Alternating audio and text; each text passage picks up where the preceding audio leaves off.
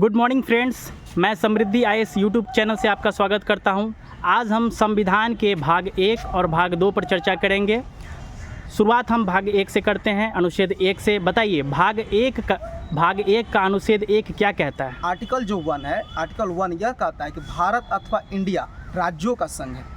भारत का आपने चर्चा किया, भारत शब्द कहाँ से उद्भव राजा होता है? भरत के पिता राजा भरत थे, ठीक है। भरत के नाम पर ही भारत पड़ा है। उनके पिताजी का नाम था दुष्यंत था और माता का नाम शकुंतला था, जिनके वजह से भारत नाम पड़ा। अनुच्छेद 2 क्या कहता है? अनुच्छेद नए राज्यों का प्रवेश एवं गठन। ये भी बताइए कि अनुच्छेद 2 का प्रयोग अभी तक भारत में कभी हुआ है कि नहीं हुआ? हुआ है ना सर? किसके लिए हुआ? सिक्किम वाला। ठीक है। सिक्किम जो हमारा राज्य है वो वहाँ ऊपर में दिखाई देता है इस तरह से। उसका जो है तिब्बत 1975 ठीक है। में हुआ है। 1976 में, ठीक है। और अनुच्छेद 3 क्या कहता है? आर्टिकल 3 पुनर्सीमन है, जिसे नए राज्य में जो नाम का परिवर्तन करना है, सीमा में परिवर्तन करना है, वो आर्टिकल 3 के तहत वो सब होता है। और अनुच्छेद 4 क्या कहता है? अनुच्छेद 4 कहता है जो भी 2 और 3 में कही गई बातें हैं वो संविधान संशोधन नहीं किया जाएगा। अगर आप कोई बाहरी सीमा को अगर कोई चाहता है कि भारत में लाए, ठीक है, अपने मन से नहीं, अगर कोई चाहता है उसमें परिवर्तन करके संविधान संशोधनीय माना जाएगा। ये बताइए कि क्या मतलब भारत अगर 2 तो कह रहा है कि नए राज्यों का प्रवेश एवं गठन, तो बाहर का लेंगे तो संविधान संशोधन नहीं करना पड़ेगा। नहीं, अपना जमीन देना पड़ेगा तब संशोधन करना पड़ेगा। हमारा जमीन किसी को जाएगा तब। इसका एग्जाम्पल कुछ बता सकते हैं? जो इसे मतलब अपना जैसे पाकिस्तान POQ हुआ। नहीं, इसका एग्जाम्पल मैं आपको बताता हूँ, इसको याद रखिएगा कि 2015 में ही एक 100वां संविधान संशोधन हुआ। अच्छा, तेलंगाना, बांग्लादेश के साथ। बांग्लादेश। अब बांग्लादेश को भारत ने अपने 111 गांव दिए हैं। हाँ। अब बांग्लादेश से भारत को मिला है 51। ठीक है। हाँ। तो इसलिए इसको है, बाकी आप ठीक बताए। ठीक आगे है। आइए। अब नागरिकता की बात करते हैं। अनुच्छेद 5 से लेकर के 11 तक। जो नागरिकता आप बोल रहे हैं सिटीजनशिप, वो आर्टिकल 5 से 11 तक उल्लेख किया गया ठीक है। तो अनुच्छेद 5 क्या कहता है? अनुच्छेद 5 कहता है कि जब संविधान बन रहा था उस समय भारत की लोगों की नागरिकता। और अनुच्छेद 6? अनुच्छेद 6 पाकिस्तान से आए लोगों की भारत में नागरिकता। अनुच्छेद 7 क्या कहता है? जो व्यक्ति भारत से पाकिस्तान चले गए और वापस भारत आए, उनकी आर्टिकल 7 के तहत उनको नागरिकता मिलेगी। और अनुच्छेद 8 क्या कहता है? अनुच्छेद 8 यह कहता है कि अगर कोई भी विदेशी बच्चा है, भारत का भारतीय विदेशी बच्चा है, उसको नागरिकता आर्टिकल 8 के तहत। अच्छा, नागरिकता के संबंध में एगो परमिट लाइन चर्चा में आता है। परमिट लाइन या परमिट डेट, इसके बारे में कुछ बता सकते हैं? कौन सा डेट है? 1955 वाला। नहीं, तो इसको कोई बात नहीं, बाकी आप सब ठीक बता रहे हैं। इसको याद रखिएगा, 19 जुलाई 1948।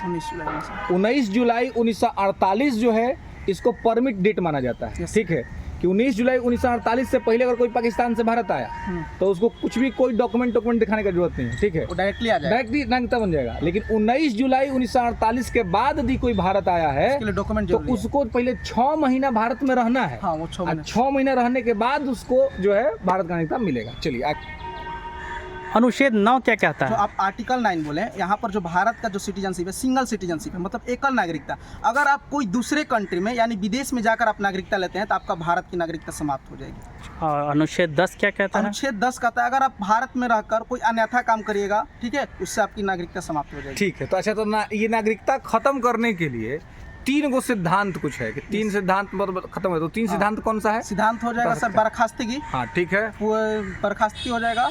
और सर 2 अभी थोड़ा सा माइंड में नहीं आ रहा है। एक तो बर्खास्तगी आपने बता दिया। एक हो जाएगा स्वैच्छिक त्याग। हाँ, स्वैच्छिक खुद से अगर चाहेंगे तो त्याग कर सकते कोई हैं। अपनी खुद ही से त्याग कर दे, बर्खास्तगी हो जाएगा।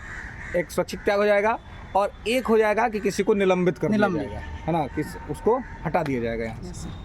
अनुच्छेद 11 क्या कहता है? अनुच्छेद 11 जितना भी हम लोग नागरिकता के बारे में उल्लेख किए हैं, वो जितने भी नागरिकता संबंधित कानून होता है वो सब संसद बनाएगी। जो त्याग में जो प्रॉपर जो शब्द यूज किया गया है संविधान में, वो है कि बर्खास्त करना है, वंचित करना है और इसके साथ जो है सो त्याग, है ना।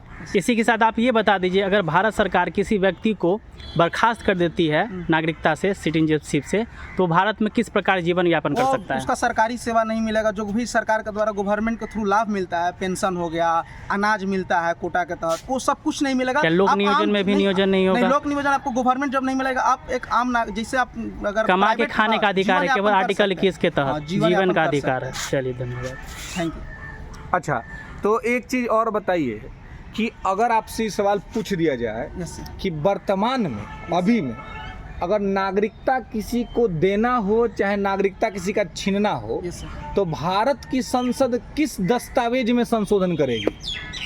अब भारतीय नागरिकता 1955 है ना, उसी में संशोधन करेगी, ना कि संविधान में संशोधन। बिल्कुल एकदम सही बताया ये आपने। क्यों ये क्यों ये आपने एकदम सही बताया, क्योंकि नागरिकता अधिनियम 1955 ही जो है ये बेसिक तत्व है Yes. और उसी के आधार पर नागरिकता किसी की छीनी जाती है, दी जाती है। अच्छा, तो अब एक चीज़ और बताइए कि ये 5 में जो है ये 1955 में जो नागरिकता देने के जो 5 सिद्धांत हैं Yes, वो sir. कौन कौन से हैं 5? पहला बता रहे हैं सर, प्राकृतिकरण, हाँ ठीक है, प्रकृतिकरण, देशीकरण तो सर इसी में आ जाएगा। हाँ इसमें आ जाएगा। वंशानुगत, हाँ वंश कह सकते वंश हैं, के अनुसार, ठीक है। जन्म के, हाँ जन्म के आधार पे, परिवेश समाविष्टि, हाँ, क्षेत्र समाविष्टि। और है। एक सर हो जाएगा आपको पंजीकरण। पंजीकरण, रजिस्ट्रेशन। गुड, आपने ये 5 एकदम ठीक बताया। जन्म के आधार पर, वंश के आधार पर, प्रकृतिकरण के आधार पर, पंजीकरण के आधार पर और क्षेत्र समाविष्टि के आधार पे। चलिए, तो ऐसे ही रैपिड में ये बता दीजिए कि वो 3 गो सिद्धांत इसमें भी कौन सा लिखा हुआ है जिससे कि खत्म हो जाएगा नागरिकता? बर्खास्तगी, स्वैच्छिक स्वेच्छा से त्याग कर सकते हैं हाँ। और निलंबित कर सकते हैं। स्वैच्छिक त्याग कर सकते हैं, कर सकते हैं और बर्खास्त हो जाएगा, और निलंबित कर सकती है यहाँ के जो भी गवर्नमेंट के थ्रू जो यहाँ पर अधिकारी बैठे हुए हैं, अगर उस तरह का काम किए। चलिए अंकित, तो आप ये आपकी बहुत अच्छी तैयारी रही और आपने लगभग सभी प्रश्नों का ठीक ठाक जवाब दिया, सही जवाब दिया। उम्मीद करते हैं कि आगे भी आप ऐसे ही अपना प्रयास करके आएंगे और आप सही उत्तर देंगे। धन्यवाद।